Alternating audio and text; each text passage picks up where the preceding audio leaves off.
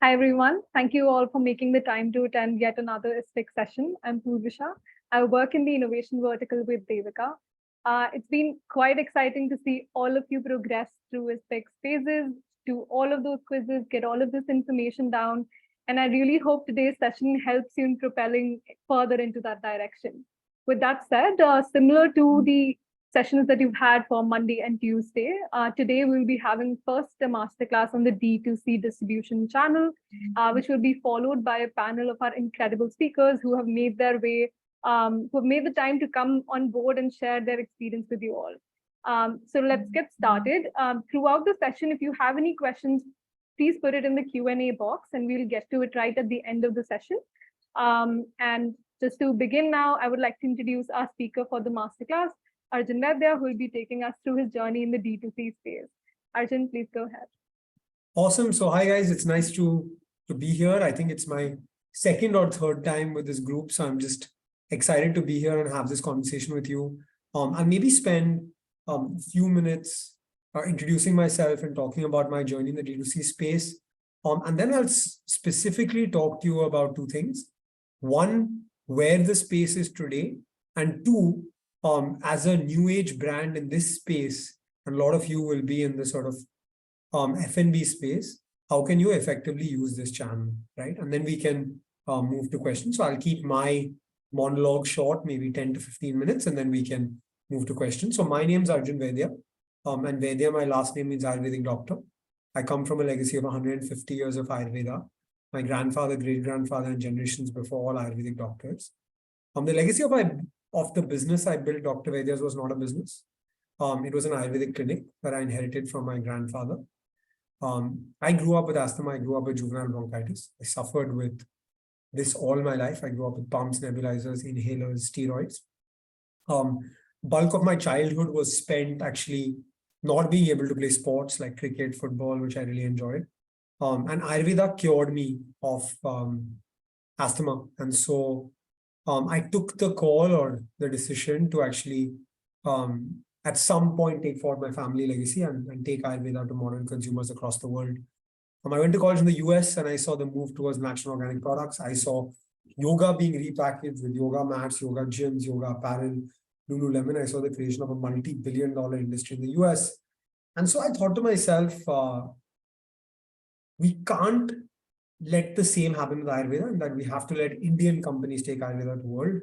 Moved back to India, worked 3 years in finance, and then quit my job in October 2016 to take on my family legacy of Ayurveda after my grandfather passed and create this company called Dr. Vaidya's. A lot of you would have seen or heard about this company, but it's now India's largest Ayurveda brand online. With my wife, over 4.5 years, we used the D2C channel to take a business from 0 to 5,000 orders a day. We scaled the business across 16,500 pin codes in India. We reached 2 million plus transacting customers, and we launched 80 products. The real sort of winner of this business was that we were able to do this with one warehouse and reach 500 plus cities. And that's really the power of D2C. We gave consumers access to high quality Ayurvedic formulations and care at the touch of their fingertips. As some of you may know, I raised one round of capital from RP Sanjeev Goenka Group. And then in April 2021, I sold the business to them. We completely acquired the business. It was one of the first few D2C exits in India. And since then, I've been pretty active in the sort of investment ecosystem. I run a VC fund called V3 Ventures now, which is in partnership with Invest, which is a large food and beverage and consumer-focused investor investing across India, US, and Europe. We are the largest shareholders in Oatmlk right now. And outside of this, I spend a lot of time mentoring, advising, and investing in my personal capacity in the consumer ecosystem. I also teach a cohort-based course on D2C, which now has 900 plus founders in our community. And I'm very passionate about D2C as a space and as an ecosystem, right? And so I'm with you today to sort of share my learnings about where the space has gone, where it's going. And as brands who are engaging or thinking about this space, what can you do or what should you keep in mind, right? So let's start with what's happened over the last 7 or 8 years, right? So in October 2016, when I started my business, we would not even be having this conversation. Right? There was no term like D2C. There was no market like D2C. There was no world like D2C. When we set off to be a digital first brand, we set off because we failed offline. Not because we thought that this was an amazing opportunity, because we failed offline, because brands were being created offline at that time. And so I thought that, if we can't do it offline, let's try online. Investors at that time, very large consumer sector focused investors, thought I was absolutely crazy to take online only as an opportunity. And I say these terms like digital first, online only, because that's what we were calling, not called D2C brands, right? So 2016 October, we started this journey, started scaling on our website by sort of November 2017. And by 2018, it was there. Investors were investing, brands were created, Mamaearth, Mom's Co, Wow, Boat, Licious, these brands had all started scaling. And so we were then considered to be at least some way relevant, right? This then moved to, at that time, what we thought was a very high scale, 50 orders a day on my website in November 2018. Today, you'll say 50 orders a day on a website is not a big deal, but think about 2018, single branded Ayurvedic website, 50 orders a day, 30,000 rupees a day was a big deal. It was like big thing. So, we decided that this is a big market and we started scaling the business from here. 2019 was a great year for D2C, and then 2020, the pandemic hit, right? So what happened in the pandemic was, while most other industries suffered, online e-commerce went through a crazy leapfrog moment. Now, what was this leapfrog moment? This leapfrog moment was my mom, who didn't have online banking, set up her online account and started using UPI to buy fruits and vegetables. And my dad, who had never placed an order on Amazon, has now placed more than 100 orders on Amazon and goes to a D2C website of a pasta brand, orders on their website and calls them 3 days later and says, "You are in Bombay, I'm in Bombay, my son runs an e-commerce business. There's no way it can take you 3 days for this product to reach," right? So we had a huge section of population that never consumed products online, go online and consume these products. That started people like me drinking our own Kool-Aid, right? I remember putting a LinkedIn post sometime in 2021 saying, I buy 99% of products online. Who buys anything offline? And I started believing this way of life, because that was my way of life. I think this continued in 21, but in sort of the early part of 22, the world reopened, offline reopened, and a lot of consumers went back to their old habits. Now, if you look at the market, a lot of people say now D2C is not so relevant, D2C is dead. If you look at my LinkedIn, I did a post about this yesterday as well. So basically, if the e-commerce D2C market or number of customers was 1 pre-pandemic, it went to 10 in the pandemic because everybody had moved online. And then it's come back to 2, 3, 5, or 7, depending on the market. So the market is bigger than it was in 2019, but the market is definitely not what it was in the pandemic. And so there is some amount of rationalization.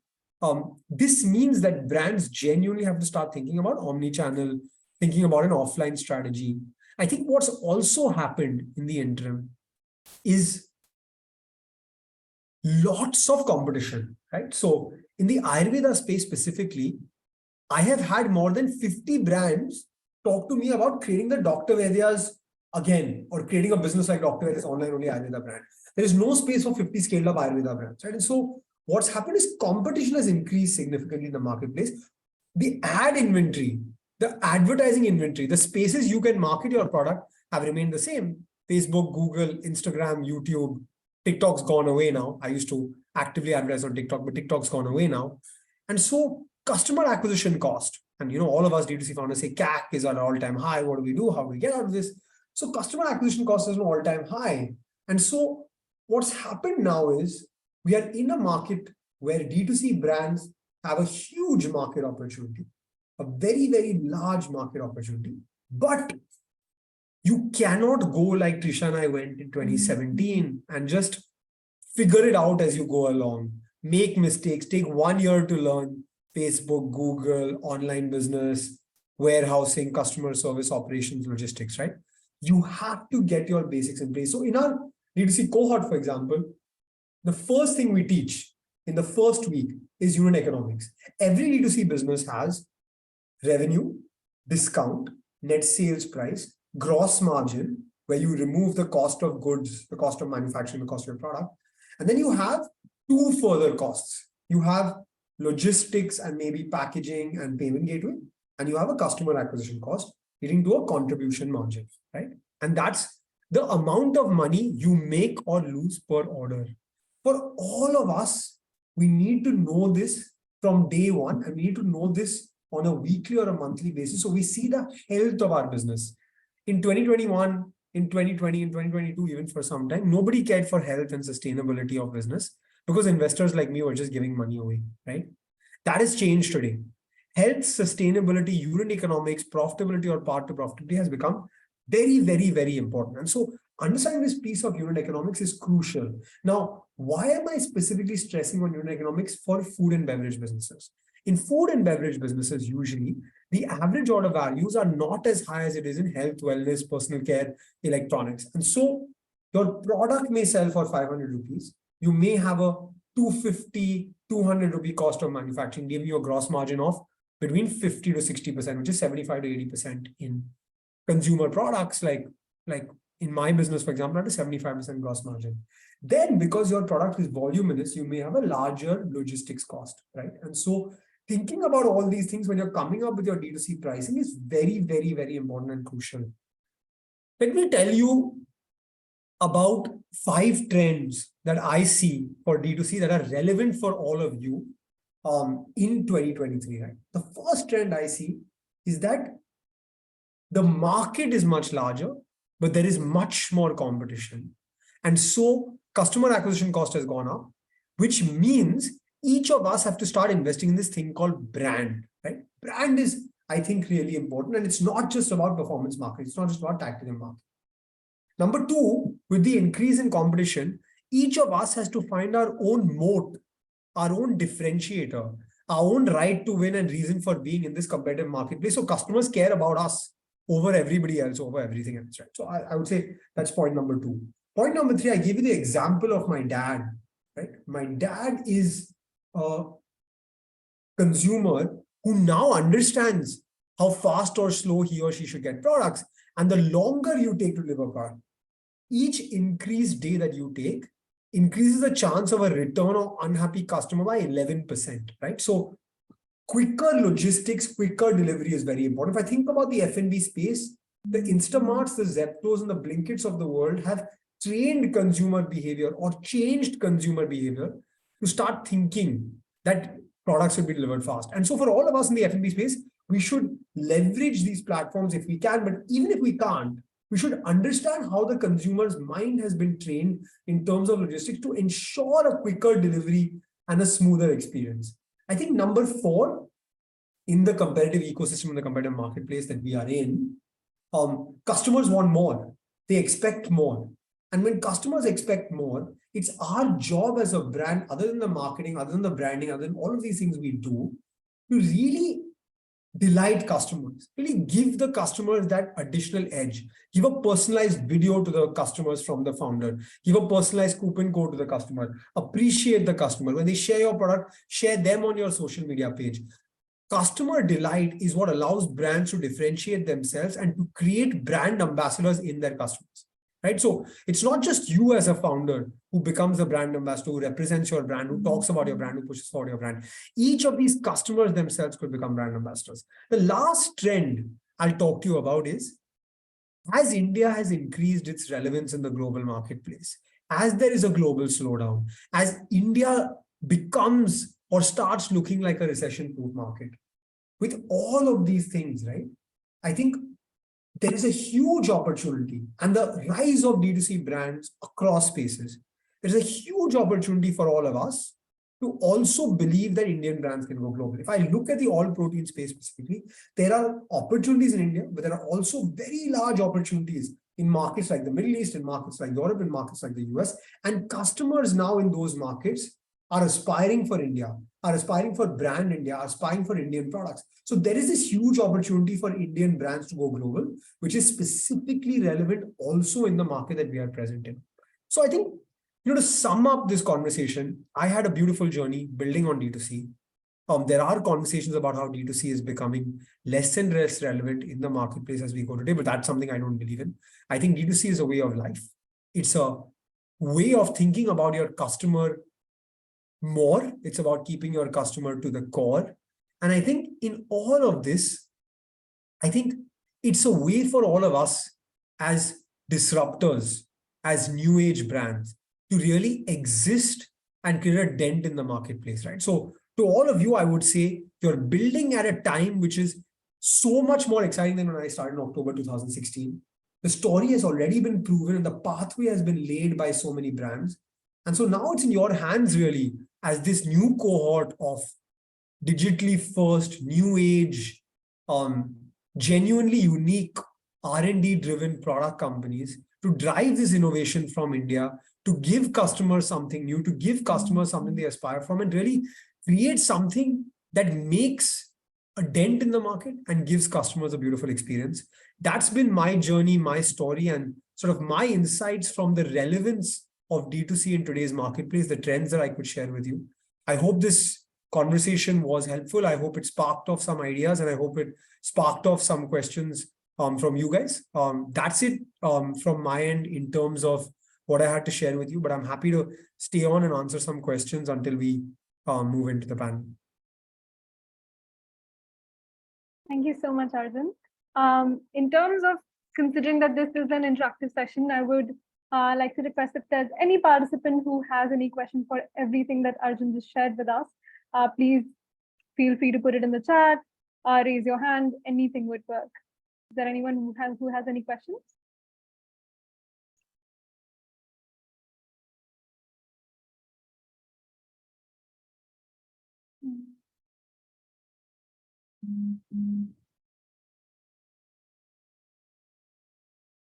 Then I'm waiting for a second there just to see if someone comes up.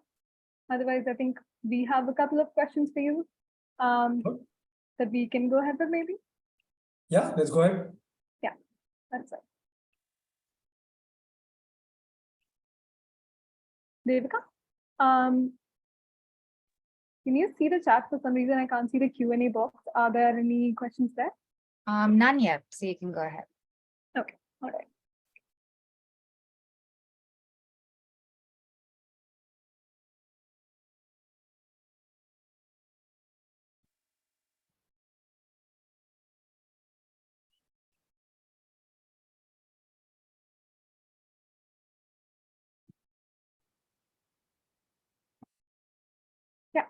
Okay, cool. All right. So I think one of the things that you mentioned, Arjun, was about having an omni-channel strategy and how that's something that we need to be now considering. So considering that now a lot of brands have entered the space and they do have an omni-channel strategy, even if they started out with either having a focus on B2B, B2C, or D2C, now a lot of them have diversified their channel strategy. And now this is something which is a common trend, right? So how do you think that startups should be looking at balancing and prioritizing interest between their D2C front and their retail channel partners? Because sometimes there can be clash between the two, right? Yeah, I think it's a really fantastic question. I will share maybe 4 insights, right, on brands that are going for omnichannel. The first is let the customer decide. There are certain products that a customer will prefer to buy on e-commerce, and there are certain products a customer will want to buy from a store, right? But until you're available and you give the customer that choice, you'll never be able to understand what the behavior is. And once you see that behavior, that data, that sales velocity, you'll get the answer, right? Secondly, I think we'll stop looking at these channels in isolation, right? So it won't be an and, it won't be an or, it'll be an and. Each channel will actually complement each other and not compete with each other, and work together to build the brand, lower the CAC, and improve the experience. The third thing I will say is your brand experience will need to look similar across channels, right? So price parity, content quality, customer delight, all of these things will need to be the same across channels. And then I think the last thing will be agility, right? As a customer, I'm more demanding. And so I can't expect a substandard experience on any channel. Just give me 1 second. I'll just be back in a second.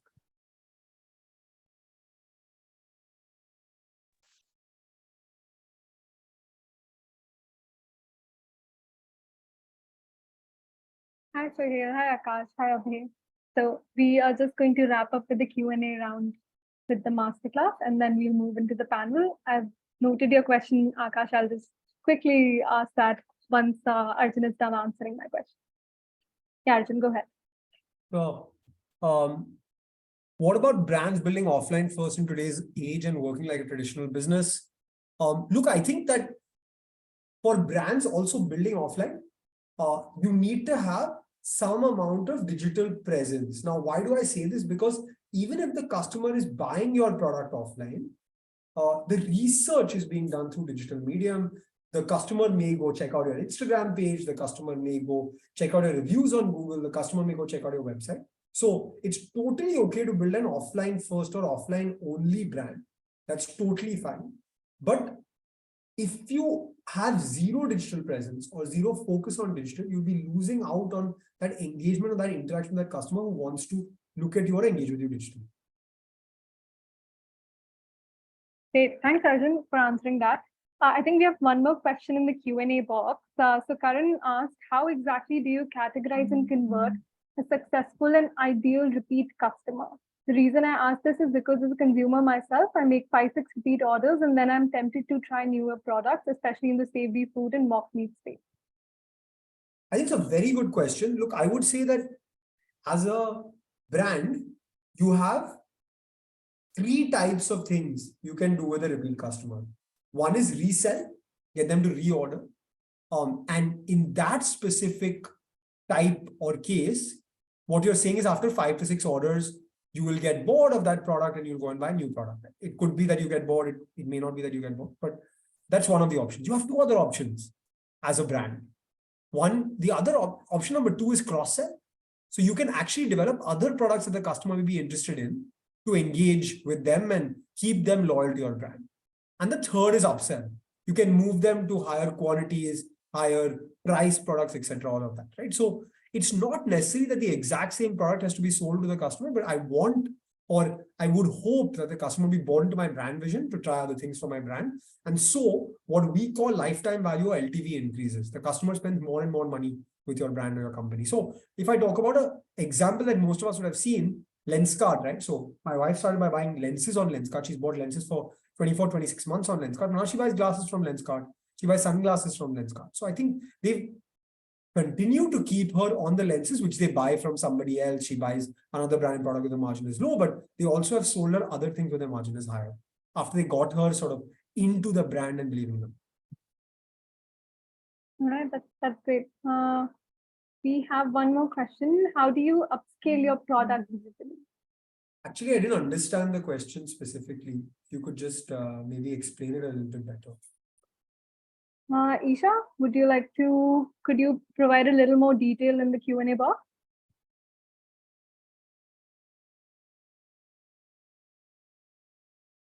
You can also unmute yourself. Yeah. If you want to. Yeah. Am I audible?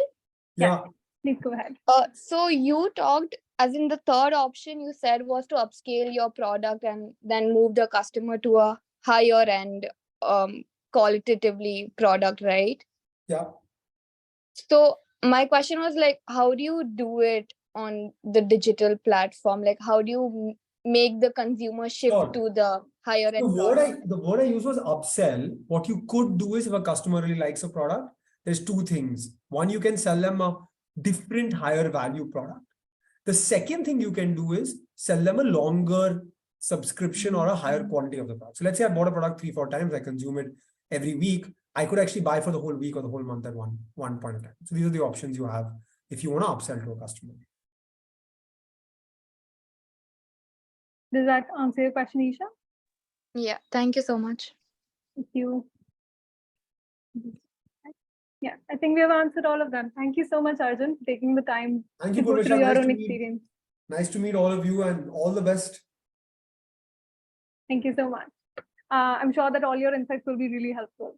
So now that we have had that deep dive into looking at Arjun's journey through the D2C space, how the D2C space has evolved in the last few years, we can move into today's panel now. We have 3 speakers who've had very distinct experiences in terms of navigating the space, whether it be in terms of their opportunities or their challenges. We have Akash, who's the founder of Oatmlk. We have Sohil, who's the Chief Commercial Officer of Blue Tribe Foods, and Abhay, who's the founder of OneGood.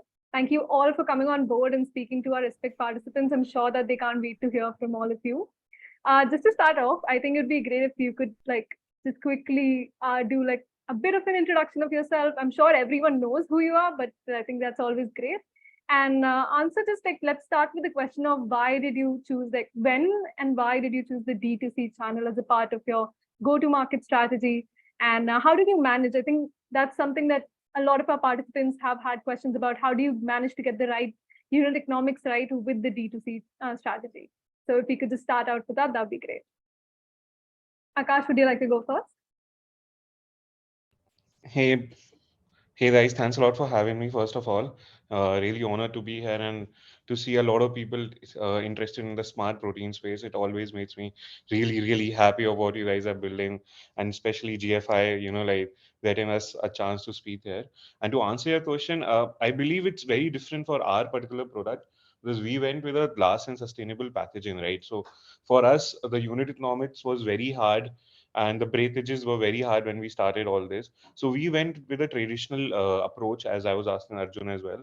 So we went with an offline approach to reach the consumers faster. We went with a 25-year-old mindset of making distributors first and reaching every nook and corner of the country, and then asking our consumers to order and delivering within 24 hours. So that was our approach, and that is how the unit economics made sense for us. Because of the breakages and everything, it was impossible for us to, have a traditional D2C model which everyone else is doing. So that is where I think we are a bit different. That's great. Thank you so much for sharing that, Akash. Sohil, would you like to go next? Sure. Thanks. Small introduction context before I get into why D2C first. Blue Tribe Foods is a plant-based meat brand. The idea behind getting into plant-based meat was that we wanted to offer consumers the same experience as meat without the animal, right? I mean, that's the holy grail that all of us, in this space are after. Now, the idea behind offering them the same experience is not just in where they're eating it, in how it tastes and how it feels, but also how it cooks, and also very importantly how they are used to getting it or where they're shopping for it. Right now, meat in India, you're buying only in one of two spaces. Either you're buying it, fresh off the butcher's block, or you're buying it frozen. Right now, the idea was that we couldn't get into the fresh space. Because of the nature of the product, because of the way that plant-based meat is made. So we had to get into the frozen space. There is no third way of that people are buying meat. There is no, at least I haven't seen somebody buying meat in a retort packaging, which is shelf stable, and you're just picking it up and then making it at home, right? So we wanted to be as close to meat as possible because that's the consumer that we're going for. So we had to launch in frozen. I mean, we wanted to launch in frozen because that was the closest that we could get to meat. The reason we went with D2C was that at the time that we were launching, people were getting used to buying meat from a D2C sort of standpoint instead of going to a retailer to pick it up from the meat aisle, right? So you had the Licious, fresh to home meatzas of the world who were getting or already had made significant inroads into D2C meat selling.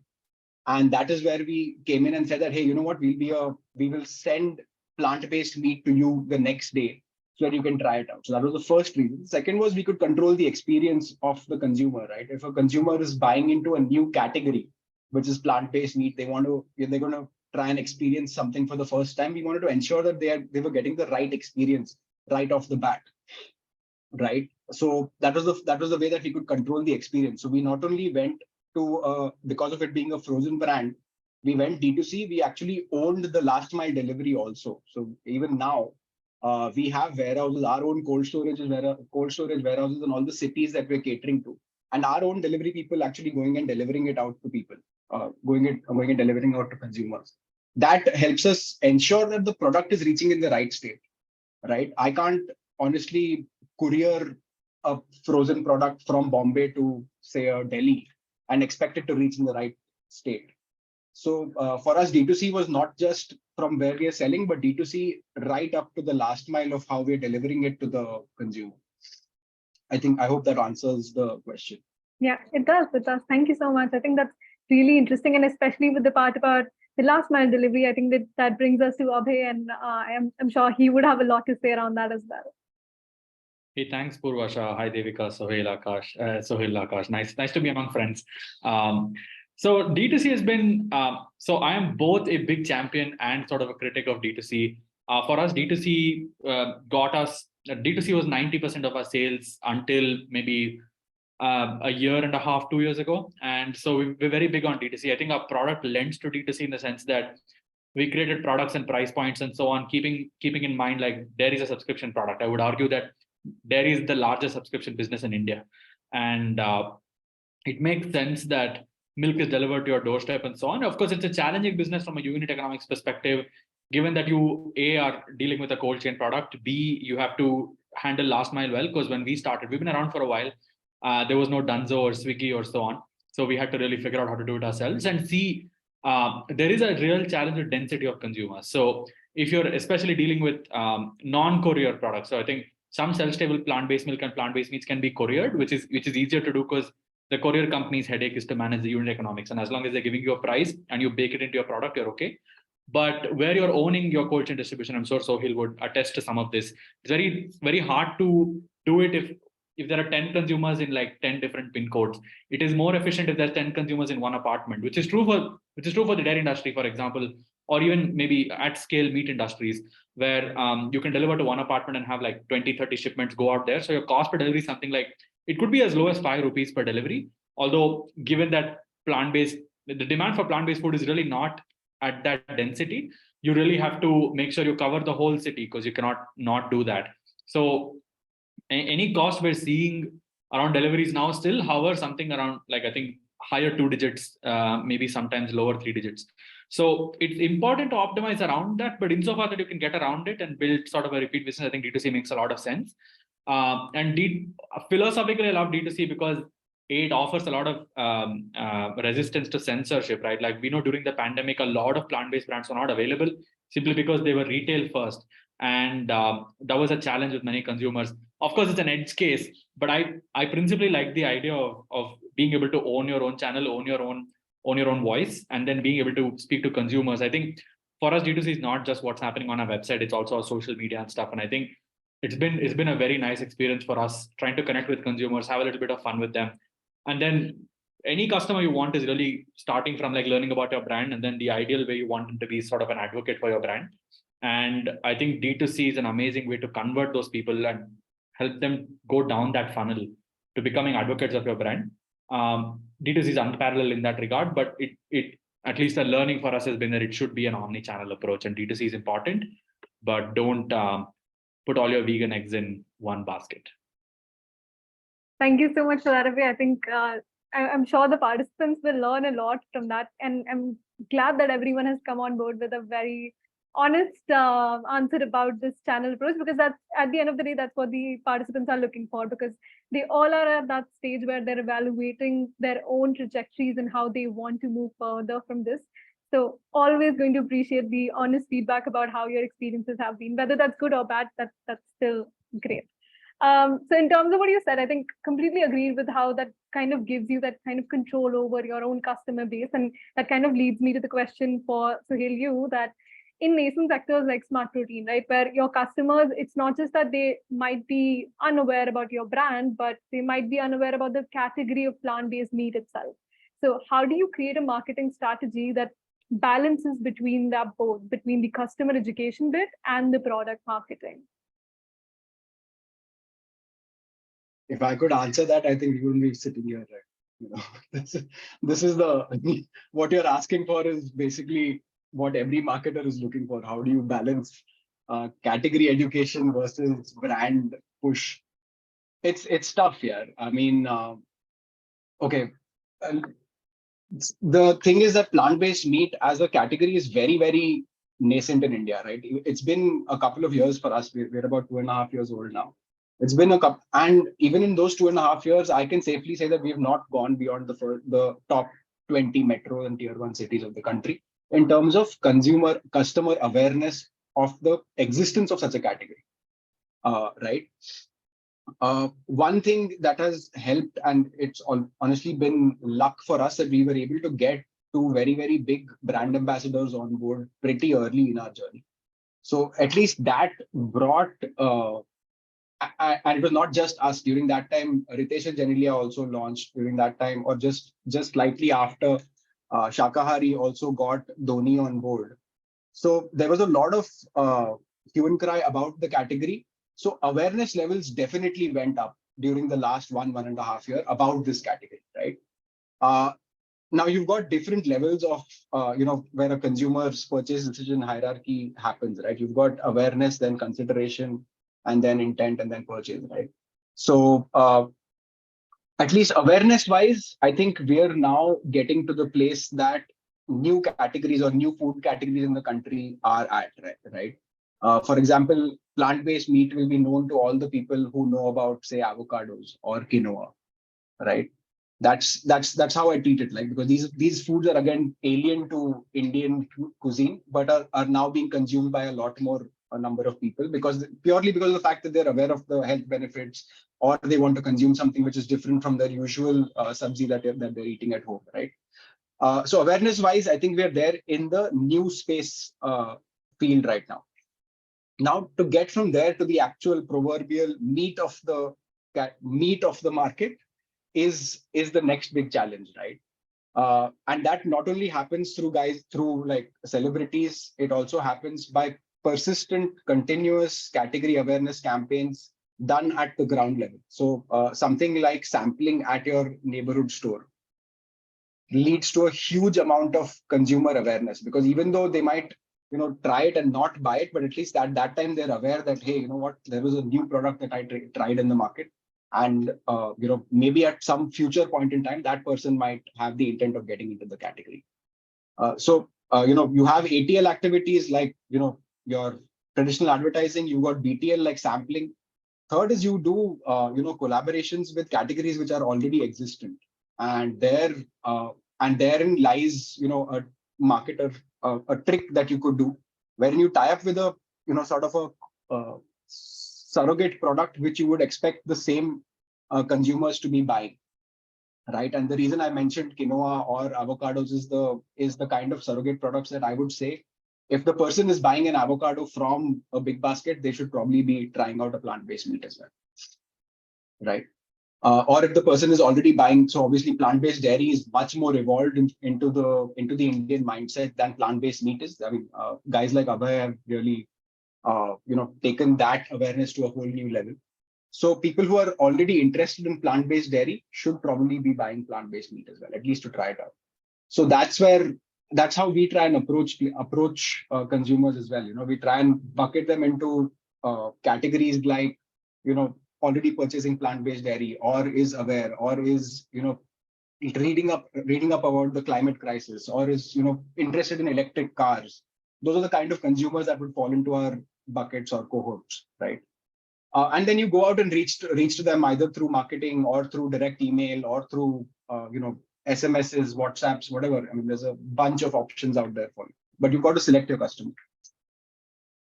Yeah, I think even though it is a tricky question, like you mentioned, and I'm sure there's no perfect answer, I think that was great to start us off with, especially like in terms of how to tackle big questions like that. And so thank you for that.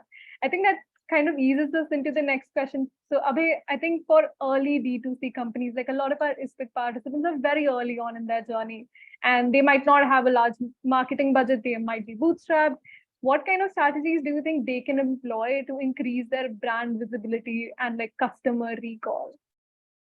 That's a great question, Poorvasha. So my sense is we started off with almost no budget. I mean, at least for a year or two, we were entirely bootstrapped, and bootstrap is a fancy word. We had no money. And we really had to figure out how to do this ourselves.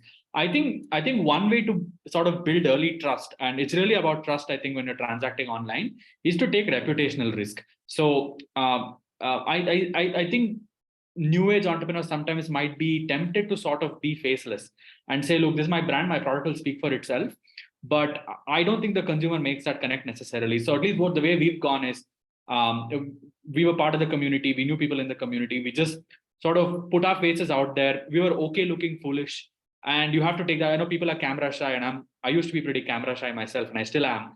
But I think it makes sense to say, look, I champion this category. I'm part of it. This is, and then sort of have your friends and family actually really try you out and advocate for it. I think they're very likely to, especially if you're good friends. And the community is fairly helpful. So my suggestion is to anybody starting out that doesn't have the resources, I think it's a bad idea to start spending money from day one on ads and stuff. I would say be part of the vegan community, be part of Facebook groups, be part of WhatsApp groups, engage, and then really learn who you're talking to. And then I think it's very common that you will find a chord in those communities by yourself by virtue of who you are, and use that to talk about your product.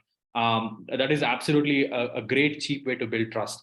And we didn't do it intentionally, right? I think at that point we were just so activisty about it that it worked out that way. But looking back and connecting the dots, I think if you have no money, then great to take reputational risk. Yeah, I think that's definitely true. And I think that leads us to Akash very well, because I'm sure everyone has seen your LinkedIn reels, your motivating Monday posts. I've been particularly a fan of them when I can't get myself to work on a Monday. That's always helpful. So what's been your experience in using social media, especially to kind of connect with your customer base and create that brand loyalty? Thanks a lot, Poorvasha, first of all. And I think Abhay has rightly said that the face needs to be there, and then the consumer needs to connect. And social media is a powerful tool, right? So what we believe in, that you see us online, you see us everywhere online possible. But even if you're not choosing to buy us online, you see us offline also everywhere. So that's what the channel what we build in, and what Abhay, like, I really like take a lot of inspiration from him, like whatever he has done for the community, and like set a path for us when we entered. The path was set because of him. So huge kudos to him. And like, I just believe that the social media is very, very, very powerful if you use it right. And it can be as fatal also if you just start burning money. So you have to choose your bets very, like, calcul- calculate your bets very, like, precisely when you're starting up, especially, so you don't know if you're burning too much or too less, if it's worth it, right? So I would say, like, start building more and more content towards it. Start building anything, just tell your story. People are there to listen, right? Like, whatever you guys doing, people love to follow, and that will take the brand uh, up. Like for me today, like, everybody knows what Oatmlk is doing, and everybody knows what we are doing, because like it's out there. That builds a lot of trust, and that's all free. Like, we're not paying for it. No, like, we're not like boosting our LinkedIn post or anything, but everybody knows what we are up to, and that gives a lot of loyalty to us. Like, whenever I go out, whenever anyone from our team goes out, they know the brand because they're following the brand. They feel a part of the journey, that like they are a part of the journey, and that's what really helps us. So even when they see us offline, they pick it up. So we, like, just to answer, like, and connect all the dots with the Sohil and Abhay, we are a very offline focused brand, and we really believe in offline, and not all offline only, but we really believe in offline. So that's what our beliefs are, and that's where our beliefs lie. And just being a part of a journey, because when I was growing up, I was like used to follow a lot of brands, like the MRF or the Sachin bat and all. Like, so that started all bad. You can recall, right? Just because Sachin was, nobody knew MRF was a tire company till then, right? Like, they were just had a very nice. So now people recall, right? Okay, this guy was doing that there. They were in Dubai, they were doing that. Okay, so now they know, they're waiting for, like, what's gonna happen next, or what is the next thing coming out. So that's just like creates a platform and build a lot of trust, and it's free. So you need to journal your story, and like we learn a lot from Abhay's story. Like, obviously, like, it's out there, and we actually take a lot of inspiration from it. So you need to be out there, and I just like, and I am out there now. Like, so it takes a lot of courage though, but like, why not? Can I jump in, Poorvasha? Yeah, So I go think when I ahead. met Akash for the first time at the Smart Protein Summit, he and his founder carried a really big bottle of oat milk.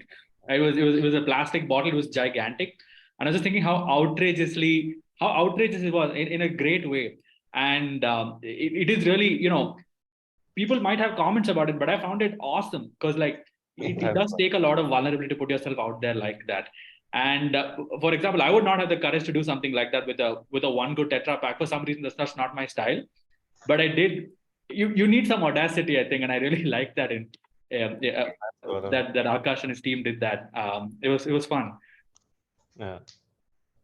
No, I'm completely agreed with you there. I think a lot of people really remembered that piece from the summit, which is great. I think in terms of that, the recall that we were discussing about, that's the recall right there, right? But just one question in terms of following up with that. So how are you exactly measuring, like how are these social media views or these people who are connecting with you perhaps on social media, how are you measuring if they're actually converting to a customer?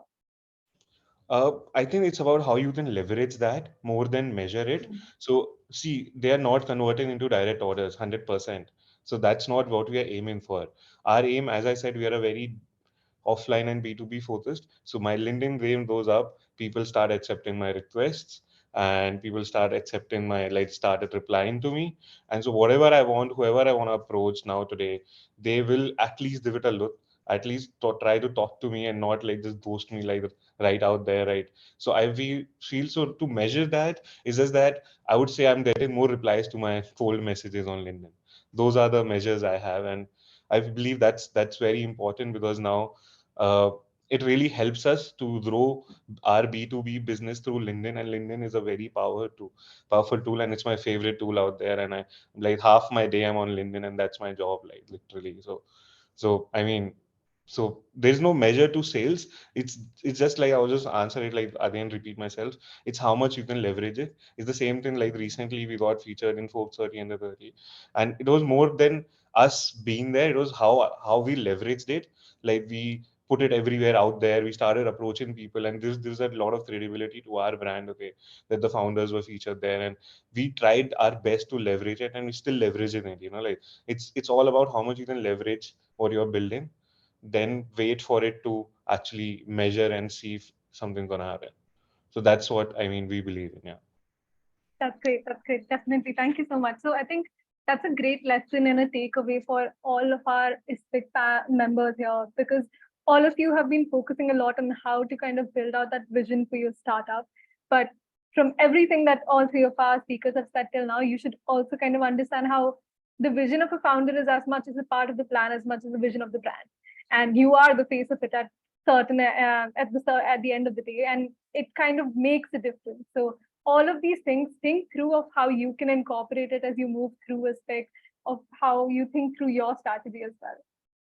Okay, and yeah, I definitely agreed with Devika. I love the fact how all of you are so this camaraderie between all of you. It's always great to see. I lead GF Ideas, the community for Smart Protein here, so it's always nice to see that we are not just building towards a very competitive industry, but there is that community part of between all our founders, between all the brands, where we can actually learn from each other, share our experiences. Always good to see that. Saying that, I think I'll move to you, Abhay, again. So one question for you there. So being one of the early movers in the plant-based dairy space, you set up your own distribution infrastructure in Bangalore, and that really helped you in bringing down the price of your milk products. So how did you navigate this very unorganized sector of logistic providers and contractors who might not have had any past experience in terms of working with like a smart protein product, understanding what the distribution or the logistic of a product like that requires? No, it's a great question. I don't think they really care necessarily about it being a smart protein product or not.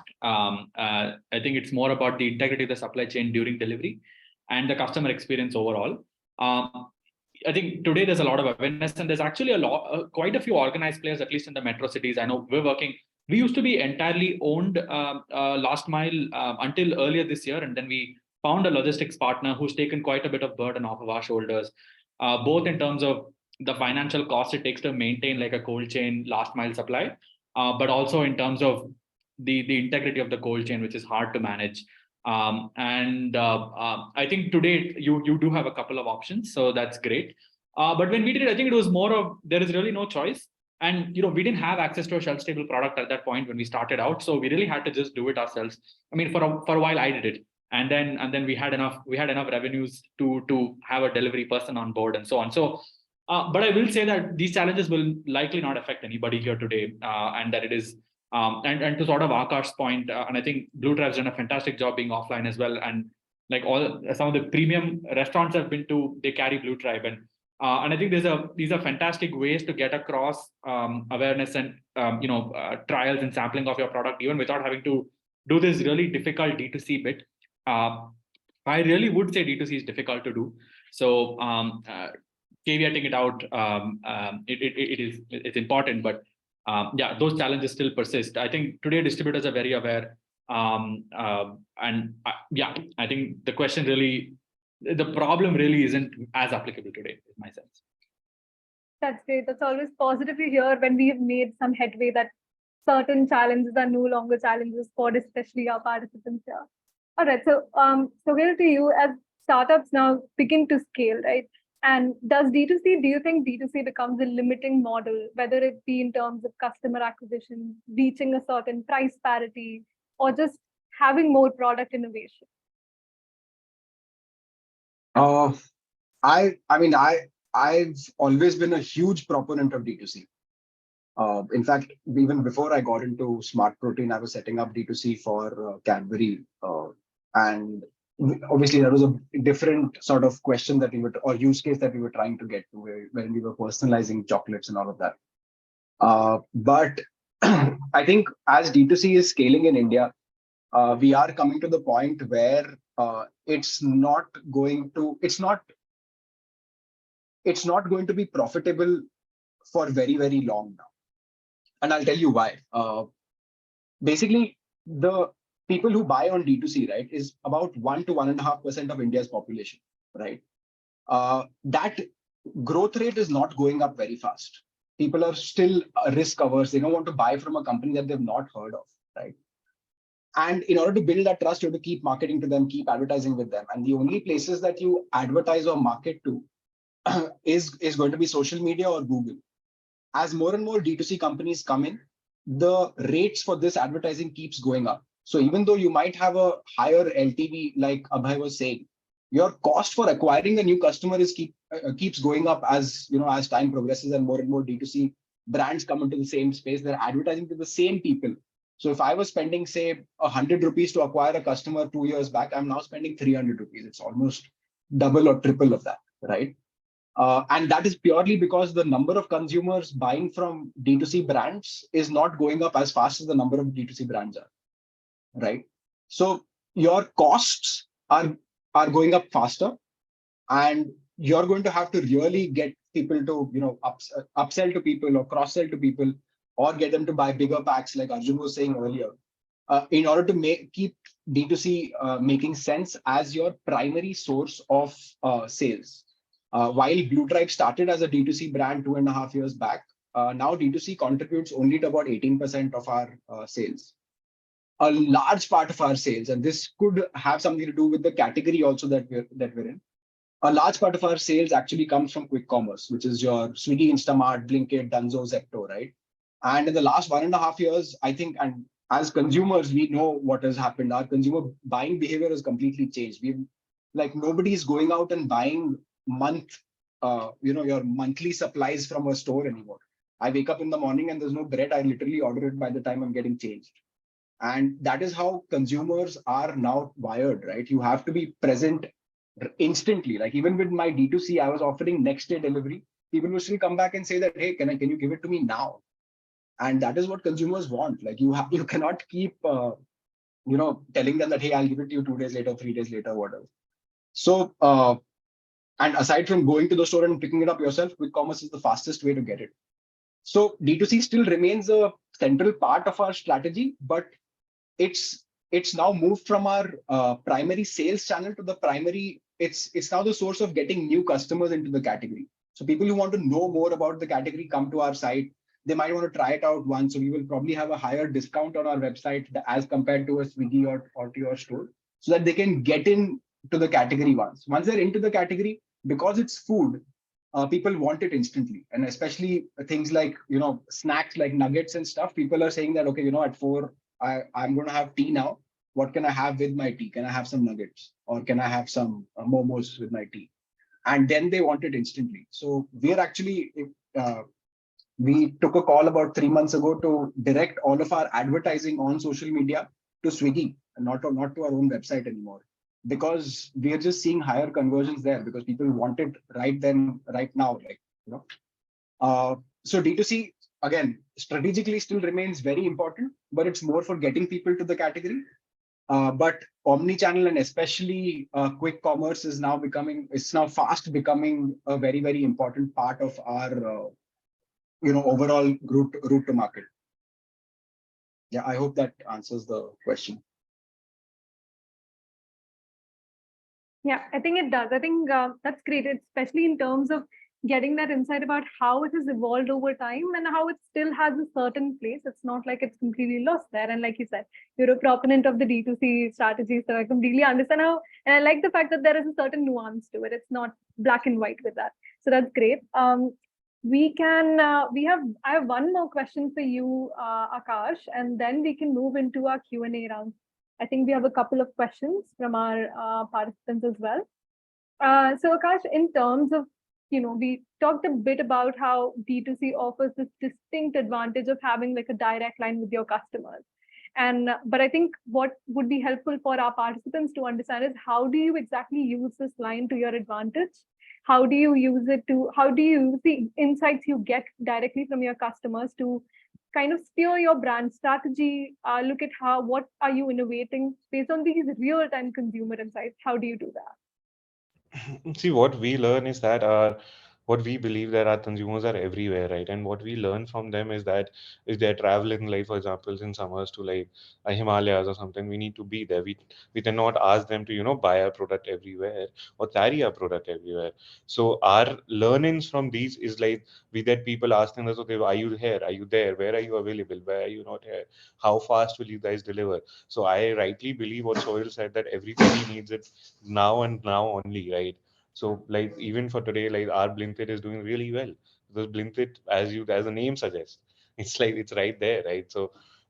And we also in the middle thought that we should direct all our social media ads to our Blinkit, and we actually did for a while, and that really worked well for us. And I've been taught in like a lot back and forth from Blinkit as well to see what else can be done.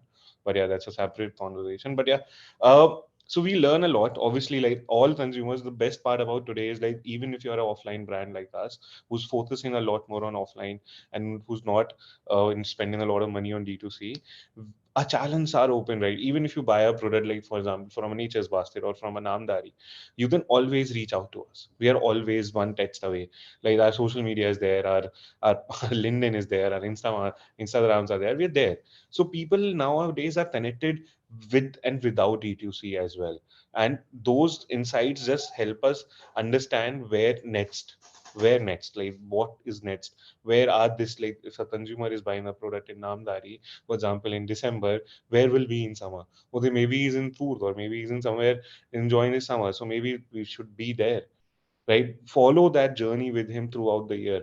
Or maybe he's flying to UAE, he'll be there. So we have to follow the journey because the consumers are limited in this country, and I'm sure we all believe that, right?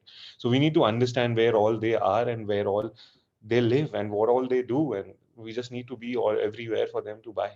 So that's our strategy, and that's what we like every day try to build and work upon. And that's what we learn from them, because following our consumers and seeing what they are doing at different stages of the year just makes us learn, okay, this is what like our consumers do and this is what they like. So I mean that really helps us. Yeah, that's I think a really good way of thinking about, especially in terms of mapping of the journey of your consumer and how there are going to be parts where multiple consumer journeys are going to converge and there are going to be parts where they are going to diverge, and it's very important to be able to identify them. Definitely agree there. So okay, let's now move to our Q&A round. There are a couple of questions in the chat.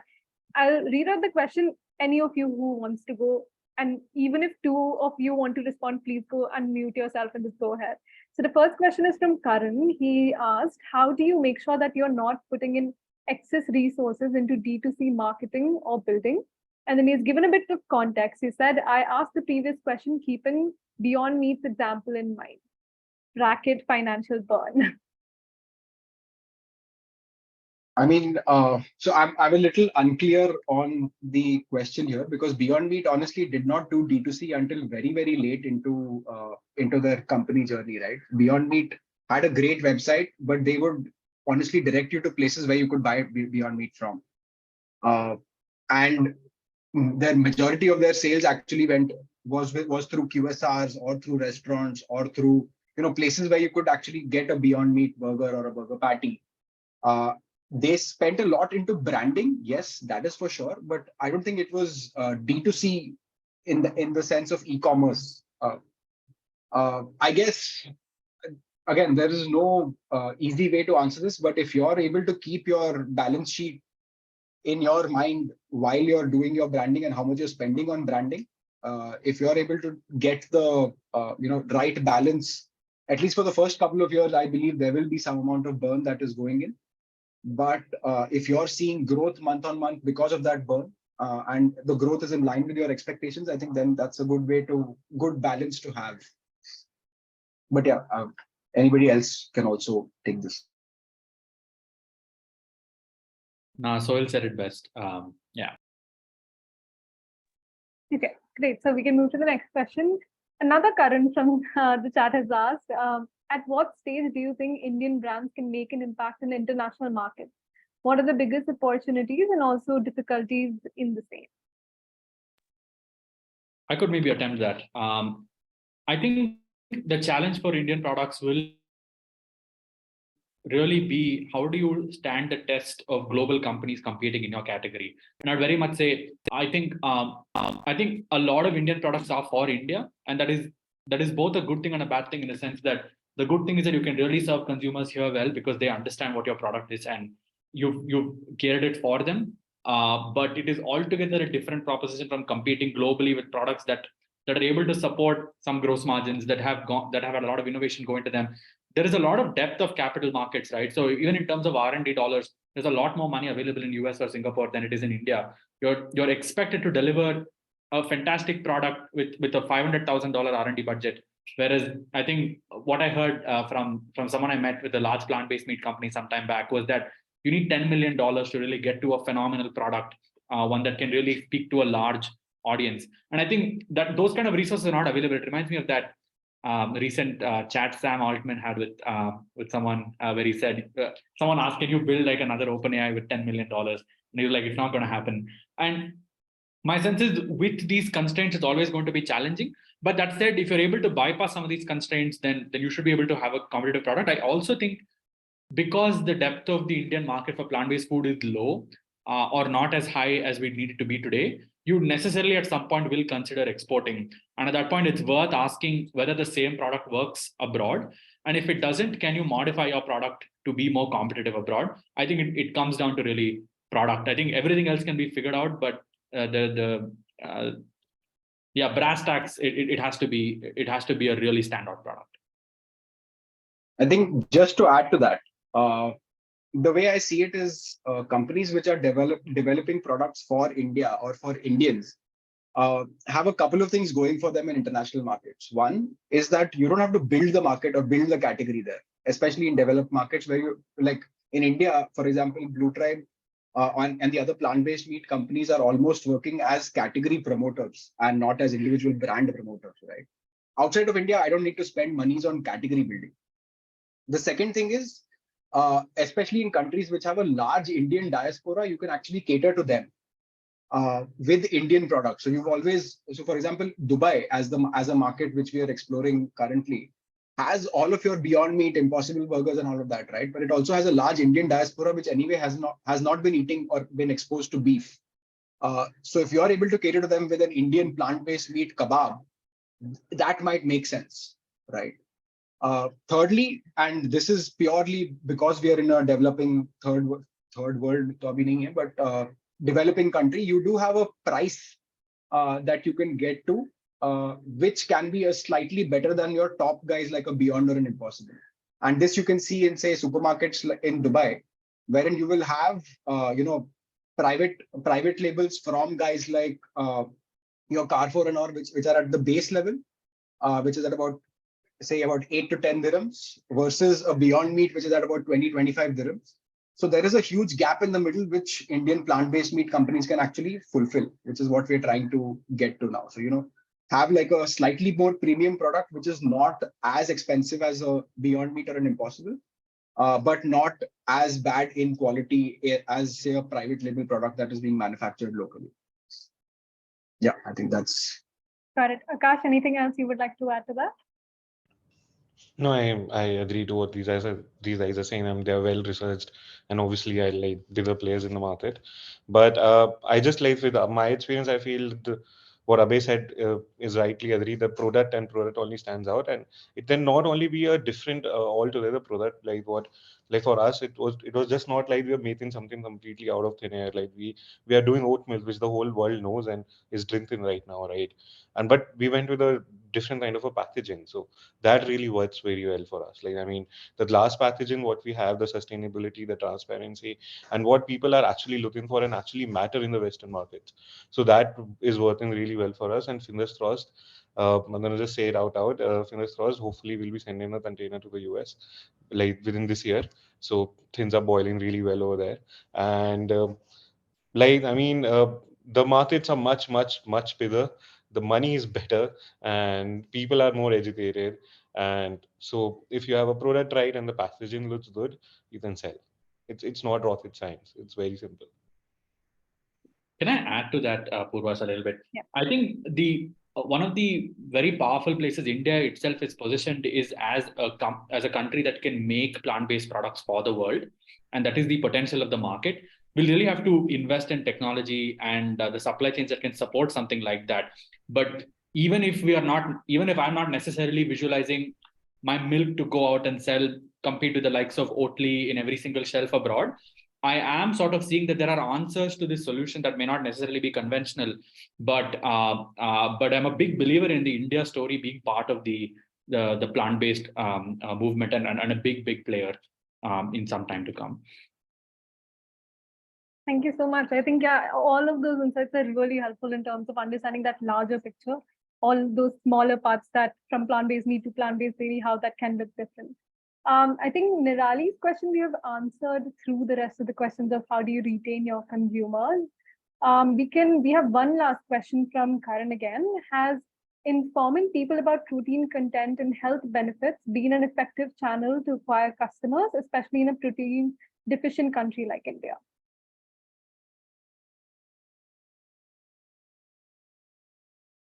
I mean, I'll try and give this a go.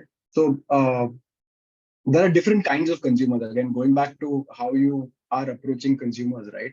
There's different kinds of consumers, at least for plant-based meat. There are people who, I mean, we mainly categorize them into 2 or 3 different cohorts, which is basically people who are trying to reduce their meat consumption. They're already meat eaters, but are trying to reduce their meat consumption for either health reasons, for environmental reasons, or just because they want to try something different, right?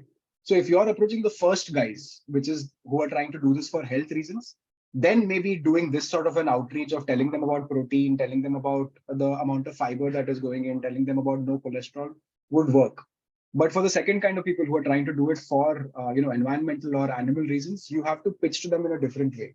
So again, it's very important to make the right cohorts of your consumers and then accordingly tailor your communications to the kind of answers that they're looking for, right? I guess, yeah, that's about it. Great. Yeah, I think, Abhay, would you like to add something? Oh yeah, just was considering that we think there's a large market for health-driven sort of messaging, specifically with plant-based milk and so on, where I think there is maybe more of a conversation around where dairy is not good for you these days with the medical community and so on, and the conversation is definitely it's happening in a big way. I think at least my discomfort with immediately jumping on health specific messaging is that if you tell someone to not think of a mango, they're going to think of a mango. And if you tell them this is free from junk, they're going to think of the junk. And you have to be careful to not communicate that this is something only sick people should consume and maintain that impression of coolness, which I think, I must say, I think Blue Tribe's done a great job on their branding. Even I love the name Blue Tribe. You're part of a tribe, right? And I think I hope it turns into a cult because that'll be an amazing thing for the movement. It has to balance coolness and the feeling of goodness. And I think going too much in either way can be a challenge. I think we've tried very much to talk about, because I'm an animal rights driven vegan. We've really tried to push that on our packaging, on our social media, and it certainly finds purchase with a large audience on social media, and it finds purchase with a lot of advocates for our movement who would prefer to advocate for our brand against, say, a brand that they don't necessarily connect with like that. But to really clarify that audience is not super big. You really need to go after people who are driven by health outcomes. But balancing it out is really important. If you only focus on health-focused messaging, I think, first, your product may not even stand out like that. I mean, if I'm saying plant-based milk is the best answer to dairy's shortbacks, I don't necessarily think that's the case. Plant-based milk is its own product with its own strengths and weaknesses, and I think it makes sense to talk about it in that light. But insofar that you can focus a very clear, very defendable health benefit, I think you should. Yeah, I think that's good advice in terms of just looking at the larger positioning from health perspective. And I think this is something that we tell startups all the time as well, like looking at, and it goes back to what we have discussed through this entire panel, looking at who your end consumer is, why are they in the first place accessing your product. So I think I love the fact that Karan, you have so many questions. We have, Devika, do we have more time before moving on to the networking session? We can take that one last question, I think. Yeah. Okay, great. Thanks, Karan. So in D2C marketing, how do you strike a balance while creating campaigns to cater to conventional meat eaters and pure vegetarians together? I think this one is for you, Sohil. So again, you have to know your consumer very well. So because D2C has been a big part of how we started off and how we've grown, what we've realized is that most of our consumers, 90% of our consumers are actually non-vegetarian. They're not the vegetarians. There are a few and far between vegetarians who come in who want to taste what a non-veg product tastes like. But majority of vegetarians are pretty okay with not trying it out because they've never had the taste for it. So all of our campaigns are actually tailored to non-vegetarians only. Yes, there are a few tactical things that we do. So for example, on a Tuesday or a Thursday, we will do a, hey, missing meat today types, especially in Gurgaon. I mean, in Gurgaon, you're not allowed to sell meat on Tuesdays in stores, right? So that on Tuesdays in every modern trade store, you will see a lot of Blue Tribe branding because that day, we know that meat cannot be sold that day. So if anybody's coming in there to buy meat, you are going to pick up a Blue Tribe there. So those are some of the tactical things that you can do to cater to somebody who's going for a vegetarian transaction, but they might not be vegetarians per se. We mostly, like, all of our communication is tailored to non-vegetarians, or the way we define it as the conscious non-vegetarian, non-vegetarian with a conscience. Yeah, I think that's definitely true. I think a lot of the work that we also do is about like making that awareness with that flexitarian group, basically, who's willing to make that choice, to try out something new and venture more than what their palate is already like. I hope that answers your question, Karan. Thank you so much, all three of you, for joining in today. I'm sure the participants have gained a lot from the insights that you've shared in terms of the challenges, in terms of the opportunities. All of it was super useful. It was very helpful for me as well to understand where you all are heading. And yeah, I think, Devika, would we now like to move on to the networking session? Yeah, we can. Thanks once again, everyone. I think it was super candid. I had a lot of fun joining in as well. So thank you to all the panelists. Thank you to everyone who joined in. I have put in the link to the networking session afterwards for the smarter participants. So if you want to head over to that, please do. Thanks a lot, guys. I'll take a leave. Bye. Bye. Thank you. Thanks for having us. All nice seeing you, Sohil and Abhay. It's always nice. Yeah, man. Always. Yeah. See you guys. Sure. Yes, guys. Bye.